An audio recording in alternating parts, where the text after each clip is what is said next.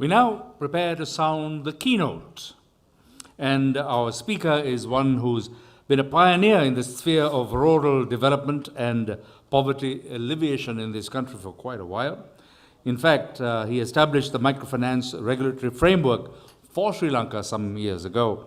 And he's been a consultant in many national and international organizations, World Bank, ADB, and so on. His background and training has been as an advocate, an attorney at law, and he holds a postgraduate diploma in international relations. And he served as Commissioner General of Essential Services, the Chairman of the National Youth Council, and also in many similar positions in the government. He has also been the Managing Director of the Sri Lanka Business Development Centre and has served as director in many private sector companies. So we refer to Mr. Charitha Ratwatta, who's here, and he is a senior advisor at the present time to the Honourable Prime Minister and has held positions of Secretary to the Ministry of Finance and Secretary to the Treasury and so on and so forth, and also been involved with the Ministry of Youth Affairs and Employment, Sport and Manpower Mobilization. So here's our speaker, Charitha Ratwatta. Honourable Minister, Excellencies Ambassador, Deputy Governor of the Bank, distinguished guests, ladies and gentlemen. Let me first of all thank you for this opportunity to speak. It's an honor to be present here to say something and appreciate the work of Berendina over the years. I'm not sure exactly as to how I earned this honor, but probably because I've been working for about 40 years in the sector of social development. But in all those years, I had never been under pressure like this for two reasons. First of all, everything that has to be said has already been said. And secondly, that was a very hard act to follow. So I will try in 10 minutes to tell you something about how my personal views on the overall environment for social development in the economic terms and how I see the future evolving. I can remember one occasion before this where I was under this kind of pressure. That was when I went to watch a water polo match. I emphasize the word watch. My son was playing it. And they were short of 5 players. And I was press gang into play for them. Thank God, water polo, 5 fouls and you're out. I took refuge in that. So I don't think I'll have the privilege today. But let me get serious. I think we have a long history of self-help in this country. It has been from way back, from the time that the minister mentioned that we sent ambassadors to, I think it was Emperor Claudius's court in Rome. Our villages were isolated, they were self-reliant, they only traded for things which, like salt and dry fish and spices, they sold out, which they couldn't generate in their own villages. Unfortunately, that self-reliant spirit was lost over the years of colonialism and big government. And I still think we have government which is far too dominant and big. It doesn't give the space for people to express their views and assert themselves. I can say these things happily because I was noticed with appreciation that a particular channel, TV channel, took away its mics. This tomorrow morning they'll distort this whole thing. So I'm free to talk. The Honourable Minister didn't have that opportunity. So in that context, I think it's important that we make the space, that government makes the space for people to assert themselves and to develop their own capacity. We are a unique country in many ways, sometimes in some ways which are unacceptable. But in the area of social development, we have from 1930s invested in health and education. Free health, free education. Totally unaffordable. I mean, the first thing that hit me when I went to the Treasury as Secretary of Finance was the Secretary of Health telling me, however the amount of money you give me, I cannot manage it. Simply because the politicians then in 1930 gave free health services when we were a young population, growing, and it was communicable diseases, which is a problem. Chicken pox, filaria, malaria, you name it. Today, we are an aging population. There are non-communicable diseases which require lifetime employment. There are no way with the health infrastructure or the health budget can cope. There is simply no way. So, in that kind of commitment where we have educated our people, where we have given people the skills and knowledge to be able to develop themselves, surely government must step back and give the space to people to do their own thing and not dominate the system and not leave the policy space, the operative space for people like Berendina, for people like Sarvodaya, for people like the Women's Development Federation in Hambantota and its Janashakti banks. I can name 100 community organizations which have, in the limited space available, made an impact, mobilized people, and help people to improve themselves. So that is the challenge we face, to roll back government. I'm not saying that the government has no role.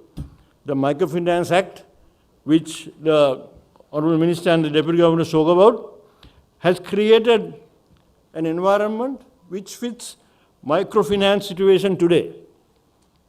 But there are also some distortions. For example, I'll deal with the point that the Honorable Minister made about Jaffna and the demonstrations. Now, there's a distinction, with all due respect, between microfinance and hire purchase. The problem there, in my analysis, and I have also spoken to people who are involved, was hire purchase companies, which went in a situation where people are starved of consumables. And they went in and offered them, ridiculous things like toasters to households which didn't have electricity. Because there was this pent-up demand. And then, and the other thing is, when I take a hire purchase, some item, a refrigerator, a toaster, a blender, you name it, from, say, a hire purchase company run by somebody, it's an individual contract between me and that company. There's no regulation. It's a contract which it's totally unequal, because there was this demand for consumer goods from a population which was just being liberated from a war. And there were these guys running up on their motorcycles with these huge facades. One thing which stunned me when I went to Jaffna and Batticaloa was the facades of the hire purchase companies. It's like, the analogies I could say was like the gem buyers in Ratnapura. The bigger the facade of the house, the bigger the Mercedes-Benz or the Defender parked in the forecourt, you thought, like, this guy has money, so he might pay me for my gem, a higher price. It is the same thing there. This is an impressive hire purchase company. They must have given you a good deal. Then they make those poor people commit themselves to a totally unreasonable, unfair, immoral hire purchase agreement. And then when they naturally default, they go and park the motorbike in front of the house, and the stigma on the family. I know of a case of a woman, Mulati, who committed suicide because she couldn't stand the community, putting her in bad light because of this problem. So this is not microfinance. Please make that very clear. And I think, I don't know how, frankly, I'm a lawyer, but I don't know how you can interfere in a contractual agreement between me and a hire purchase company and fix the interest rate or the price sold at. There used to be something called a debt redemption board under the debt redemption ordinance. I think it should be on the statute book still, where you could go, and I used to appear in that when I was practicing. You could go, and when a family had too many debts and couldn't reconcile themselves, you could go and virtually give the lender a haircut, as they say. Tell him, look, you're going to get only 2 cents for a rupee. That's it. It is very draconian. But the colonial government introduced that with a purpose. Because people were, at that time, this was way before we got independence even, people were borrowing from many sources and they were unable to meet their debts. At that time in this country, I think probably Dula and I are only old enough to remember, there used to be Afghan moneylenders. Afghan moneylenders, actually people from Afghanistan who came here to undertake moneylending business. And they had a terrible reputation. And they were very, very extortionists. They used to really terrorize populations for debt recovery. There was an uncle of mine who was in the army volunteer force, and during one of the communal riots, he was on night patrol in Kandy town. And he saw somebody flicking from house to house, trying to avoid their patrol. This is the curfew. Then he set a trap and they put his men and caught the guy to see he was an Afghan moneylender. And he said, "Sir, the only way I can catch these people at home is if I go during the curfew." So they were so resourceful. So please, I would ask the regulators, do not hit microfinance institutions because of what hire purchase companies do. How you do that is not my business, but please do not. So given that context, I think it is very essential that we have organizations like Berendina to help government in what I call the last mile. I mean, we have this last mile in healthcare, in telecommunication, in everything. Last mile, where you get from a certain point, you have to get to the marginalized people. And that requires, as Dulan said, working with feeling, with the heart. A bureaucrat can't do it, with all due respect. There are exceptions. There are bureaucrats who have done it. I agree. But the average bureaucrat cannot do it. You need some intermediary who is not exploitative. And that is the role with community organizations, with voluntary service organizations can and should do. And it is a duty of government to provide the space for that. As an advisor to the Prime Minister and without any executive authority, I try my best to provide that space, to make government understand. Of course, I will not, I'll put it this way, all the good things that happen is because of the Honorable Prime Minister, all the bad things is because of the advisor. So, given that context, I can't go any further on that one. But we have to keep fighting for this space. Because it is, I mean, in the context of the investments we have made in our people, we did not do what Pandit Nehru did in India and set up palaces of education, the universities, IITs. We could have done that. We could have kept the literacy rate at 30% and built 25 huge Indian institutes of technology here. But we didn't do that. We gave capacity to our people. We educated them. We gave them good health care. So now we have to provide the space for them to assert themselves. And big government is a hindrance. Believe you me, big government is a hindrance. We must roll back and give the space. And the space must be fought for by institutions like Berendina. That is the great role you have done over the past years, 32 years.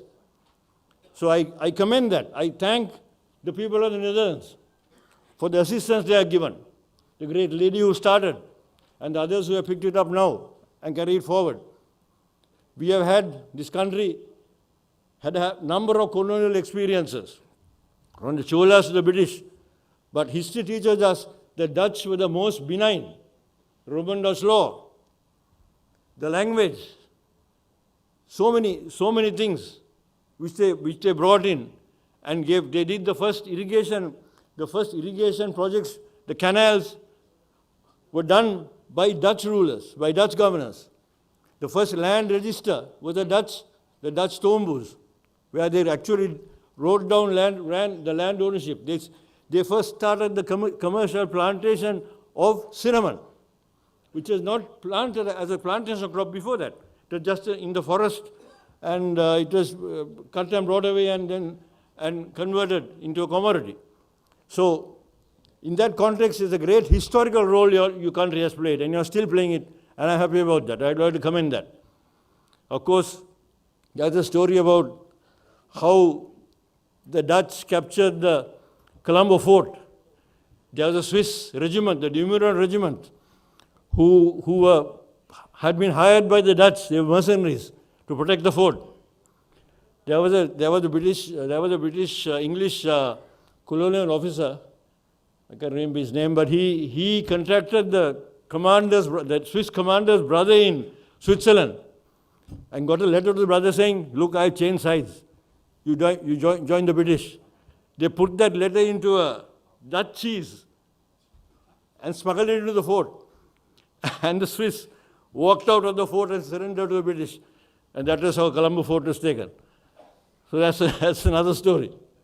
But given all that, the thing I'd like to close up by saying is that there is a huge opportunity in this country for that last mile intermediation. And you have shown that it can be done. We have to, as a matter of policy, create that space. The regulatory framework, regulation can very easily overkill. The Honorable Minister knows we have seen it over and over and over again, where overregulation can stifle development. I needn't get into specific examples, but you just drive along a road and see the number of advertisements, especially outside government schools, for private tuition. Sudhit's master, Gamini master, Sarat sir, I mean, you name it. It is already all male, but the other day I saw a ladies' pitch also, teaching chemistry or something. That's very good, that's positive. But why is that? Because state education is overregulated and people are opting out. Can anyone here raise his hand and say that he doesn't send his children to private tuition? We all do it because that's where education is. But yet we have government schools and 80% of the education budget going into those government schools. Those are the problems. We have to, while I don't say state education is a bad thing. I said this at one seminar next morning that people are referring to, said so-and-so says, advisor to the Prime Minister says that state education should be abolished. I never said that. That's the interpretation. It's the freedom of the wild ass. Some people call it freedom of the press. But these are all personal views. So, in every sector, you go to health, by the 15th of the month, the government disposes a round of medicines. Right round any government medical institution, there are dispensaries, there are institutions offering x-rays, blood tests, you name it. Why? Because there are limitations the government health budget to meet that. It's the whole problem I told you about, where Secretary Health told me, however much money you give me, I can't manage. Because the disease pattern has changed. And trying to change the health infrastructure and the human resource pattern, well, I don't know whether you have unions like in our country, doctors' unions and nurses' unions like in our country. That's another whole story. So those are the challenges. In that somewhat dismal picture, Berentina stands out like a paragon. And I think we should be proud of what you have done. We appreciate what you have done. And we ask you to help promote this concept, talk to other communities, empower them, spread the idea. I think you referred to your poverty marking index being followed in Nepal. I saw Anura with a garland and things standing there and being felicitated. Do that to other communities. Go to other parts of the country and talk to people and help them, give them the capacity to do what you are doing. With those few words, thank you again for giving me the opportunity. Thank you again for the work you have done, and may you have all success in the future. Thank you.